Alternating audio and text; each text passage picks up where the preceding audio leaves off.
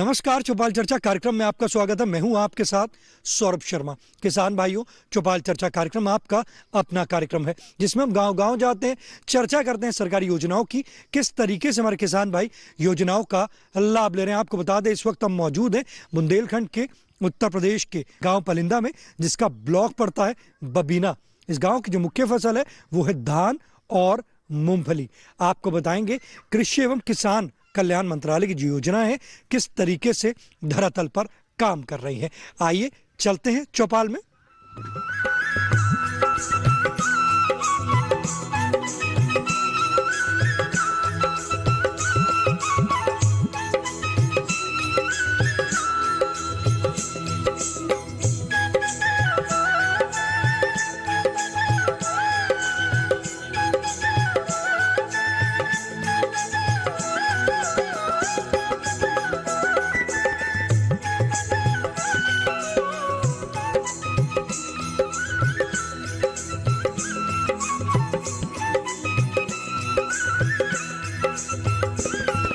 जोरदार तालियों के साथ कार्यक्रम की शुरुआत करते हैं।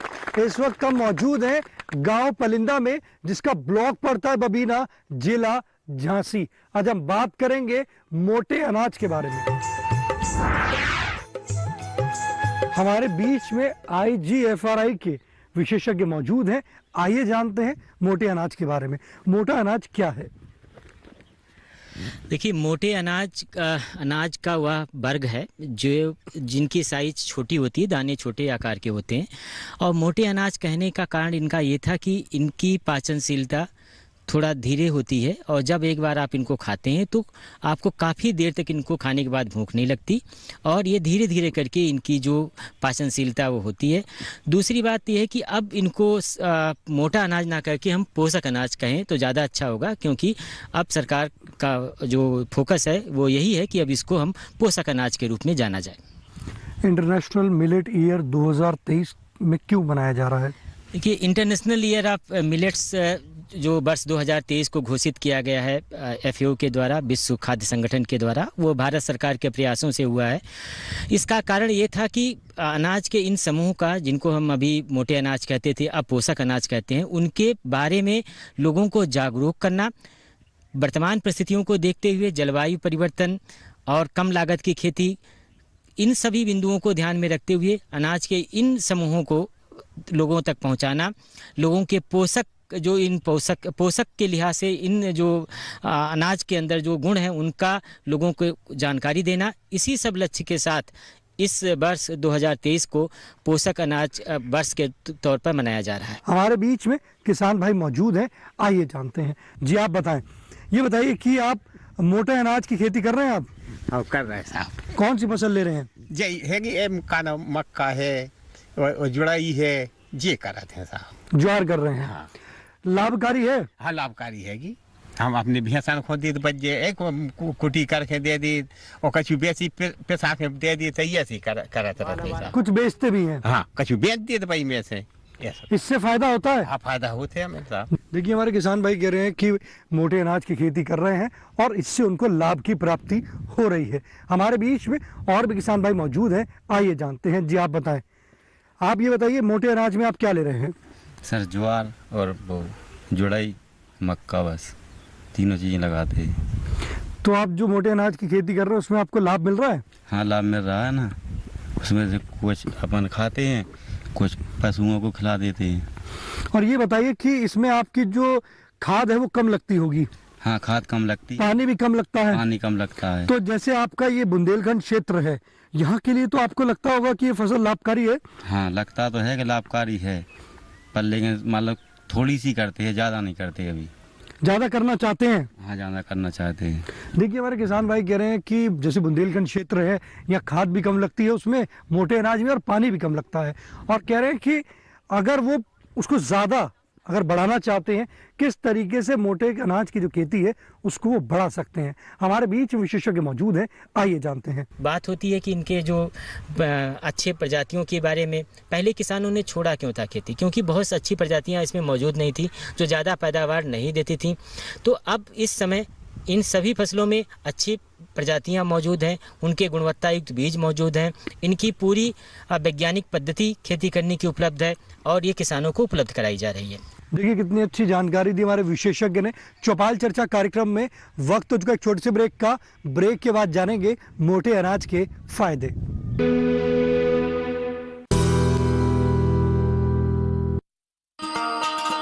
किसान भाइयों गांठ बांध लो, गांठ बांध लो, बात बहुत है काम की, समृद्धि के पैगाम की। मिट्टी के मिजाज को समझो, मिट्टी के हर राज को समझो, मिट्टी की तुम जांच कराओ, मुफ्त सॉइल हेल्थ कार्ड ले जाओ। कभी मुनासिब बीज लगाओ, सही किस्म की खाद ले आओ, जितनी जरूरी उतनी डालो, सही मात्रा खुद पहचानो, इसको अपना मंत्र बना लो, मिट्टी की सेहत को जानो। बात बहुत है काम की, कम लागत अधिक वरदान की। किसान भाइयों गांठ बांध लो, आज ही मिट्टी की जांच कराएं, राज्य सरकार के कृषि अधिकारी से संपर्क करें और मुफ्त में सॉइल हेल्थ कार्ड पाएं। कृषि और किसान कल्याण मंत्रालय द्वारा किसान हित में जारी।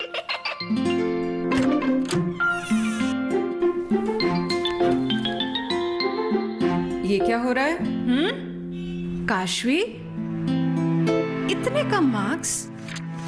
काशू बेटा पढ़ा करो, पढ़ोगी नहीं तो आगे कैसे बढ़ोगी? मम्मा मैं भी तो आपसे यही कहना चाहती हूँ, पढ़ा करो। आप पढ़ोगे नहीं तो आगे कैसे बढ़ोगे? मतलब? वो देखो, सिर्फ बैक पर छपा ऑर्गेनिक नहीं, ऑर्गेनिक का निशान पहचानिए। पीजीएस ऑर्गेनिक का ये लोग उन किसानों की पहचान है जो आज भी परंपरागत विधि से रसायन मुक्त खेती कर आपके लिए शुद्ध फसल उपजा रहे हैं। अब समझे मम्मा, अगर मैं प्योर ऑर्गेनिक फूड नहीं खाऊंगी तो अच्छे मार्क्स कहाँ से लाऊंगी? अच्छा बच्चों, जैविक खेती की इस मुहिम को आगे बढ़ाइए, शुद्ध ऑर्गेनिक अपनाइए।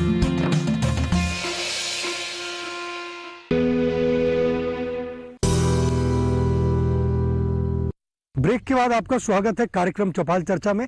आज हम बात कर रहे हैं मोटे अनाज के बारे में। हमारे बीच में कृषि विभाग के विशेषज्ञ मौजूद हैं, आइए जानते हैं। जी आप बताएं कि कृषि विभाग जो है वो किसानों को किस तरीके से लाभान्वित कर रहा है? सबसे पहले किसान बंधुओं को मेरा राम राम। और जो हमारे जनपद झांसी में जो इसकी स्कीम चल रही हैं उसमें सबसे पहले राष्ट्रीय खाद्य सुरक्षा मिशन योजना अंतर्गत 2007-8 से यहाँ पर लॉन्च हुई है और उसमें दलहन एवं तिलहन एवं गेहूँ तीनों स्कीम यहाँ पर संचालित हैं। और दलहन के अंतर्गत यहाँ पर क्लस्टर प्रदर्शन किए जाते हैं और जो बीज है हमारे नई प्रजातियों का वो बीज किसानों को उपलब्ध कराया जाता है, जिसका मूल्य का 50% अधिकतम 5,000 रुपये जो 10 वर्ष से कम उम्र की प्रजातियां रहती हैं उस पर किसान को डीबीटी के द्वारा किसान के खाते में हस्तांतरण किया जाता है। दूसरी हमारी स्कीम है परंपरागत खेती जो इस समय हमारे झांसी में 2-3 साल से चालू है। और तीसरी हमारी है फार्म मशीनरी, जिसमें हमारे एफपीओ द्वारा और जो माननीय प्रधानमंत्री की विशेष स्कीम के द्वारा एफपीओ बनाए गए हैं उनको एफपीओ द्वारा फार्म मशीनरी उपलब्ध कराई जाती है, जिससे हमारे किसानों को लाभ होता है। उसमें ट्रैक्टर है, मल्चे हैं, अन्य प्रकार के जो कृषि संबंधित यंत्र हैं उन्हें उपलब्ध कराए जाते हैं। बुंदेलखंड क्षेत्र को देखते हुए आप क्या काम कर रहे हैं?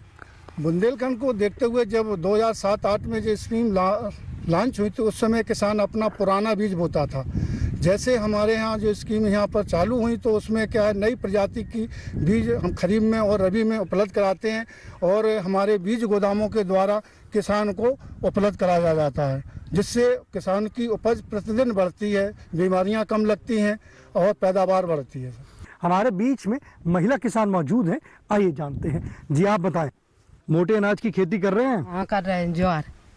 ज्वार की जो खेती कर रहे हैं कैसी हो रही है? अच्छी हो रही है। फायदा होता है? होता है। दाम अच्छे मिलते हैं? नहीं, दाम का मिला, जानवर खुआऊ हम तो काट के सीधी। अच्छा, जानवर के लिए कर रहे हैं? हाँ। क्या आप इसको चाहते हैं कि मार्केट में भी बेचें? हाँ चाहते हैं।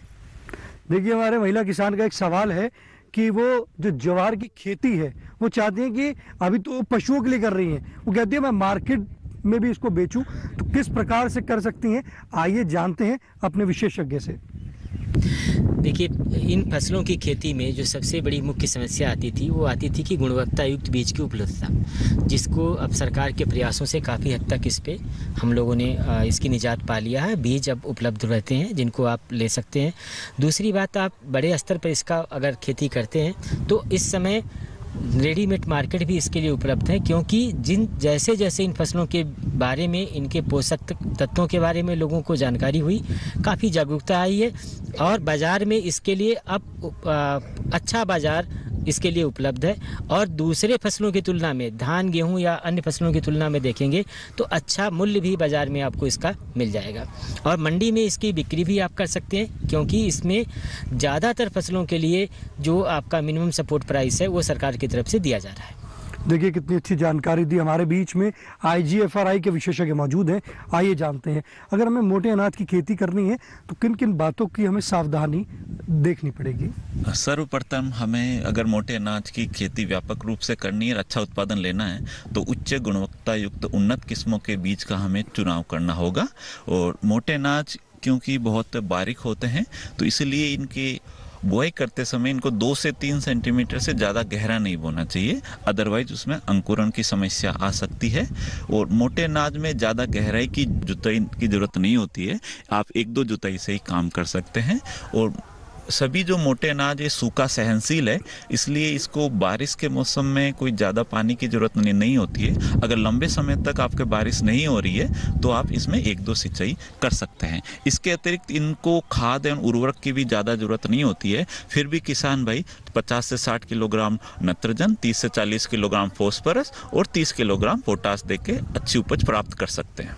आप बैठ सकते हैं। देखिए कितनी अच्छी जानकारी दी। आप भी दी हुई जानकारी से अगर अपनी मोटे अनाज की खेती करेंगे तो आपको अवश्य लाभ की प्राप्ति होगी। हमारे बीच में और भी महिला किसान मौजूद हैं, आइए जानते हैं। जी आप बताएं, आज हम बात कर रहे हैं मोटे अनाज के बारे में। मोटे अनाज की कौन कौन सी फसल आप ले रहे हैं? जुड़ई है, बाजरा है और बस यही बोते हैं। आपको लगता है कि मोटे के अनाज की जो हम खेती कर रहे हैं उससे हमें फायदा मिल रहा है? तिली बोते हैं। फायदा हो रहा है इनसे? फायदा होती है सर। अगर हम गांव की बात करते हैं तो गांव में अधिकतर किसान करते हैं मोटे अनाज की खेती? जी सर करते हैं। तो हमारी जो किसान भाई और बहनों को आप संदेश देना चाहेंगे कि वो भी मोटे अनाज की खेती करें? हाँ जी सर। देखिए महिला किसान का एक संदेश है कि आप भी, जो हमारे किसान भाई हैं इस वक्त कार्यक्रम देख रहे हैं, आप भी मोटे अनाज की खेती करें और इससे फायदा लें। हमारे बीच में और भी किसान भाई मौजूद हैं, आइए जानते हैं। जी आप बताएं, मोटे अनाज की चर्चा चल रही है, आप मोटे अनाज की फसल लेते हैं? जी अभी तो जुड़ाई और कभी कभार जैसे माता बहनें हैं तो वो कुटकी, तो उन्हें जो गर्भवती होती है उनके लिए खाने के लिए बहुत पौष्टिक रहती है, तो वो निकाल लेते हैं और बस उसको ही लेते हैं।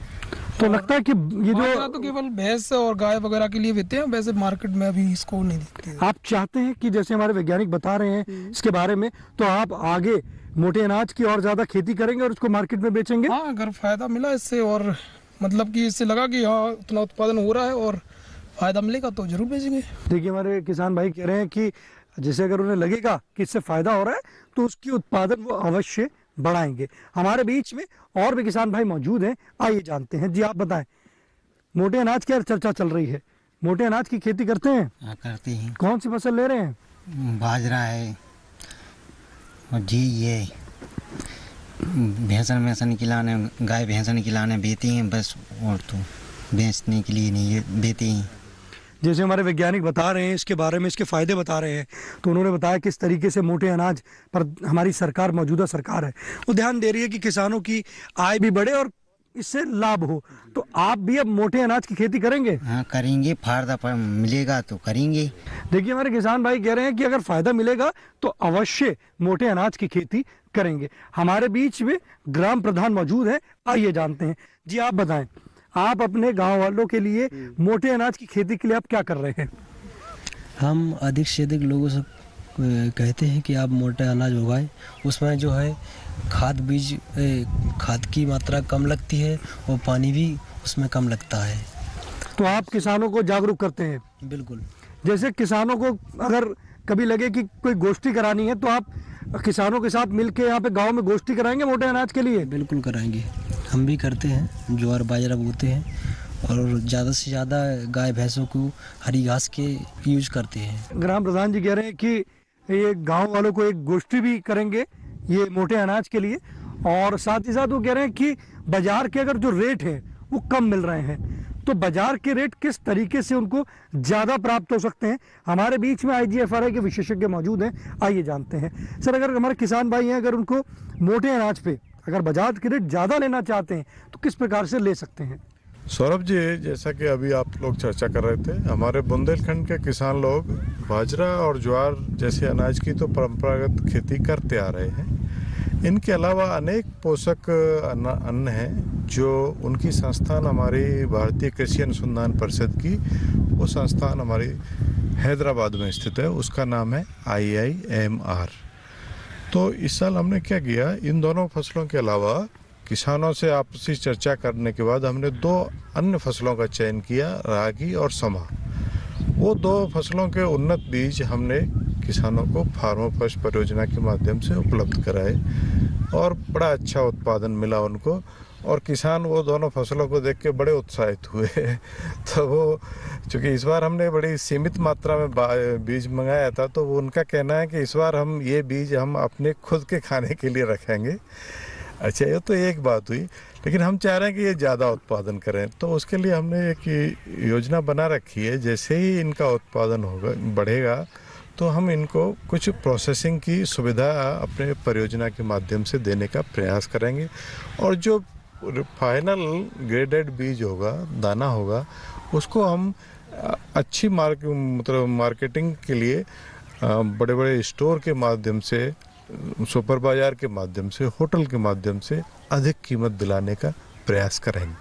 देखिए, कितनी अच्छी जानकारी दी हमारे विशेषज्ञ ने बताया किस तरीके से आप मोटे अनाज की खेती करके एक अच्छा फायदा ले सकते हैं। आपको अगर मोटे अनाज की खेती करनी है तो आप कृषि विज्ञान केंद्र, कृषि विभाग या एग्रीकल्चर यूनिवर्सिटी में जाकर भी संपर्क कर सकते हैं। चौपाल चर्चा कार्यक्रम में वक्त हो चुका है एक और छोटे से ब्रेक का। ब्रेक के बाद जानेंगे मोटे अनाज के और भी लाभ।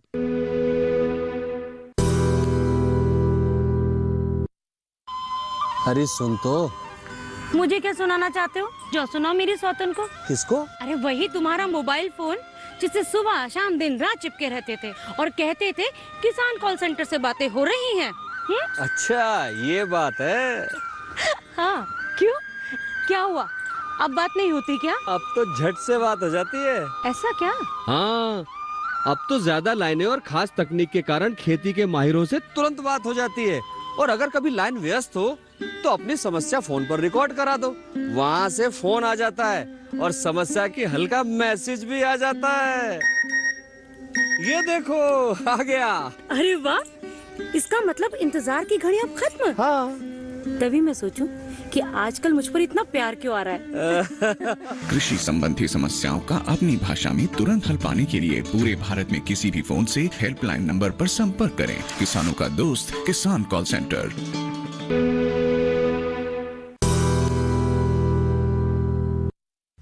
ब्रेक के बाद आपका स्वागत है गांव पलिंदा की चौपाल चर्चा में। आज हम बात कर रहे हैं मोटे अनाज के बारे में। हमारे बीच में IGFRI झांसी के विशेषज्ञ मौजूद हैं, आइए जानते हैं। सर, ये बताइए कि अगर हमारे किसान भाई मोटे अनाज की शुरुआत करना चाहते हैं, किस प्रकार से वो शुरुआत कर सकते हैं? देखिए, इन फसलों की खेती और जो दूसरे फसलों के जैसे ही होती है, और इस बारे में कोई बहुत विशेषज्ञता की ज़रूरत नहीं पड़ती है। इसमें जो 2-3 बातें हैं जिनका आपको ध्यान रखना होगा। एक तो इसमें सही बीज का चुनाव करें, सही प्रजाति का चुनाव करें, और इसके लिए अच्छा ये होगा कि आप अपने जहाँ भी जिस क्षेत्र में भी हैं वहाँ पर आपके जो नज़दीकी कृषि विज्ञान केंद्र हैं उनके वैज्ञानिकों से संपर्क करें। जो कृषि विश्वविद्यालय आपके आसपास हैं उनसे संपर्क कर सकते हैं। पूरे देश में अलग अलग जगहों पे इस पर अनुसंधान कार्य किया जा रहा है और उनके बीज, गुणवत्ता युक्त बीज और प्रजातियाँ भी वहाँ पर उपलब्ध हैं। बुंदेलखंड के किसानों की जहाँ तक बात है वो हमारे संस्थान से इस बारे में संपर्क कर सकते हैं। हमारे बगल का संस्थान जो है वो रानी लक्ष्मीबाई केंद्रीय कृषि विश्वविद्यालय है, वहाँ पर भी इस पे अनुसंधान कार्य चल रहा है। और विशेष रूप से इस क्षेत्र के जो किसान हैं, जो हमारी फार्मर फर्स्ट परियोजना है उसमें भी हमारे जो वैज्ञानिक गण उसमें काम कर रहे हैं उनसे भी संपर्क करेंगे तो हम उनको जो गुणवत्ता युक्त बीज है उसको उपलब्ध कराएंगे।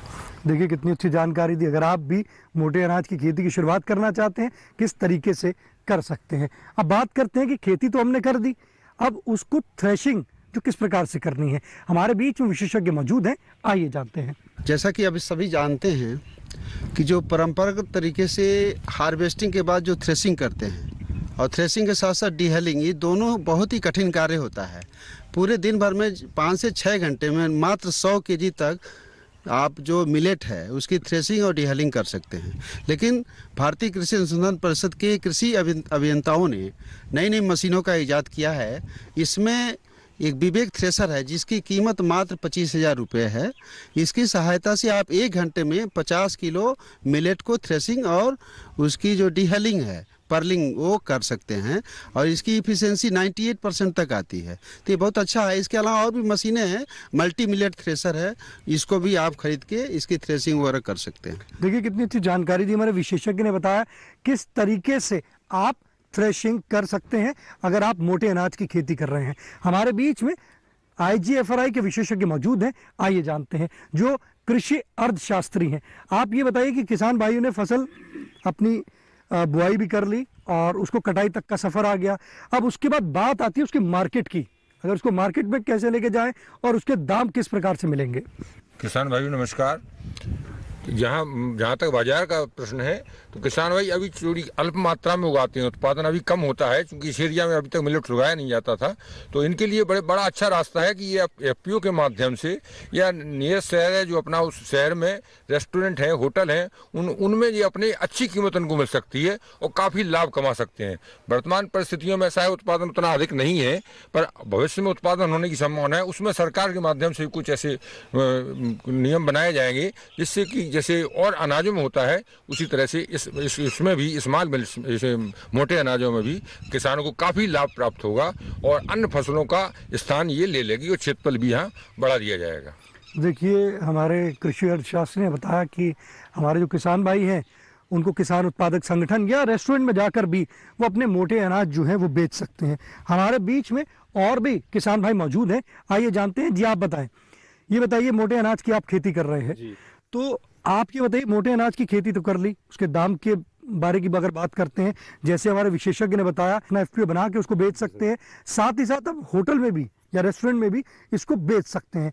तो आप अब मोटे अनाज की खेती को और बड़े स्तर पर लेकर जाएंगे। जी अब बड़ा जो मोटे अनाज है इसको पहले हम लोगों ने किया है तो कम स्तर पे किया है, इसलिए किया क्योंकि अभी हम लोगों को मार्केट में दाम नहीं मिलता था, तो इस वजह से हम लोगों ने कम किया। तो अभी सर ने हमें जो बताया है कि FPO के जरिए से मतलब आप इसको ऐसे बड़े बड़े होटल हैं उसमें भी ले जा सकते हैं। तो अब जो है हम इसका इस चीज़ को जैसे मोटे अनाज है जो है बाजरा है, समा है, कोदई है, ये चीज़ों के लिए हम जो है इसका बढ़ावा और मतलब और ज़्यादा कर सकते हैं हमने। देखिए हमारे किसान भाई कह रहे हैं कि इसको और बड़े स्तर पर लेकर जाएंगे और एक अच्छे वो भी दाम की प्राप्त करेंगे। आप खड़े हो जाइए। जैसे कि आज हमारे वैज्ञानिक ने बताया मोटे अनाज के बारे में, तो आप अब मोटे अनाज की खेती को किस स्तर पर आगे लेकर जाएंगे।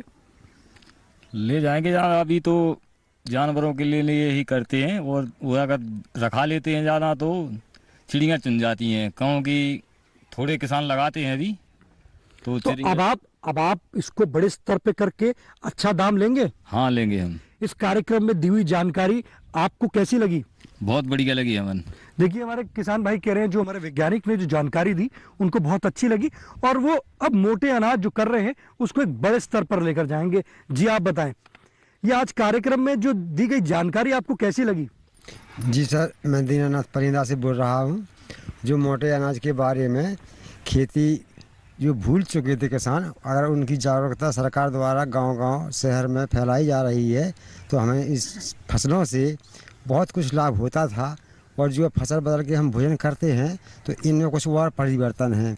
इसके अंदर इतना है कि ये वापसी अगर हमारे क्षेत्र में दोबारा आ जाए तो इससे हम लोगों को बीमारी का असर कम रहेगा और किसान खुशहाल हो जाएगा। किसान खुशहाल रहेगा और पशु जो है पशु भी खुशहाल रहेंगे माननीय प्रधानमंत्री जी को जैसे मोटे अनाज के लिए वो कह रहे हैं, तो आप उनको धन्यवाद देना चाहते हैं? जी हाँ, हम उनको सबरम निवेदन है, हम लोग उनके बहुत बहुत आभारी हैं कि जो अपनी योजना को हमारे द्वारा जागरूक कर रहे हैं, उनको हम आगे बढ़ाने का काम करेंगे।